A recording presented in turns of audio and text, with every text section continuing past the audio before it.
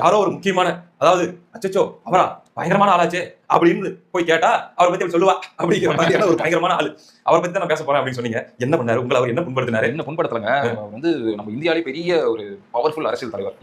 எப்படி இப்போ world leaders பார்த்து எவ்வளவு உலகமே பயப்படுது. ஆமா. மாதிரி இவரை பார்த்து ஒரு வேர்ல்ட் லீடர் பயந்துட்டாரு. யாருங்க அவரு? பேர்லாம் சொல்ல மாட்டேன். அவர் என்ன மெசேஜ் போட்டுருக்காருன்னு பாருங்க. நீங்களே உங்களை பார்த்தாலே உட்கார மாதிரி போன் எடுத்துருமான்னு பயமா இருக்கு. சரி பாத்து. To the president of the United States of America. டேய் ட்ரம்ப்.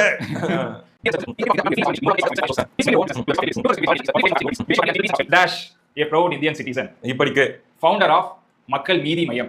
சாரிங்க. மக்கள் நீதி மையம். அந்த டேஷ் யாருன்னு உங்களுக்கு தெரியும். ஃபவுண்டர் என்றால் தோற்றுவித்தவர்னு எடுத்துக்கிறதா? இல்ல அடகு வச்சவர்.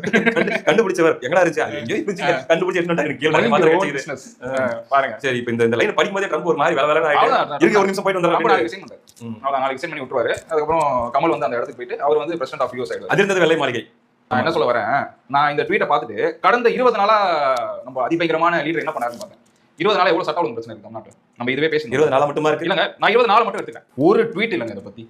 சினிமா சம்பந்தப்பட்ட ட்வீட் தான். இப்ப நெல்சன் படம் எடுக்கிறாரு, அதை பத்தி ட்வீட். செய்யான் இவர் தான் நம்மால் தான் ப்ரொடியூசர் போல, அதை பத்தி ட்வீட். சிவகார்த்திகேயன் படம், அவர் எல்லாமே இதை பத்தி தான். ரஜினியும் கமலும் சேர்ந்து நடிக்கிற படம். எது தேவை, எது நீட் ஆஃப் த மூமெண்டோ அதுக்கான ஒரு ட்வீட் இல்ல.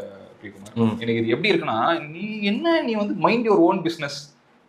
எனக்கு புரியல என்ன மைண்ட் காலையில யூ மைண்ட் யுவர் ஓன் பிசினஸ்ங்கறேன் கமலா. நான் இன்னைக்கு காலையில நியூஸ் பேப்பர் எடுத்து போறேன்.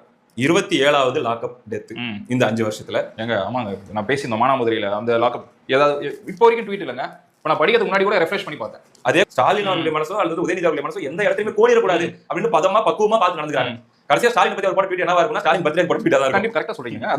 அதுதான் ட்வீட். நீங்க சும்மா வெலடிக் சொன்னீங்களா தெரியல, நிஜமா அது மட்டும் தான் ட்வீட். கண்டனம்லாம் ஒண்ணுமே கிடையாது. நான் என்னமா சொல்றேன், நீ வந்து ஏதோ நம்ம அறிவாளியாச்சு, நம்ம எல்லாம் அறிவாளின்னு பேர் வாங்கிட்டோம். அதனால நம்ம அறிவாளின்னு நினைச்சிட்டு ஒரு பிரச்சனை ஸ்டேட் என்ன பிரச்சனை நடக்குதோ அதை வந்து மதிக்கிறது கிடையாது. நேரா சென்ட்ரலுக்கு போயிட்டு அங்க போயிட்டு ஆத்த வேண்டிய சினிமா டயலாக் மாதிரி ஒரு 10 டயலாக் கூட வேண்டிய அவனுக்கு எதுவும் புரியல. அவன் இப்படி பார்த்து சரி ஏதோ கத்திட்டு இருக்காரு அப்படின்னு. இப்போ இங்கே யூஎஸ் போயாச்சு.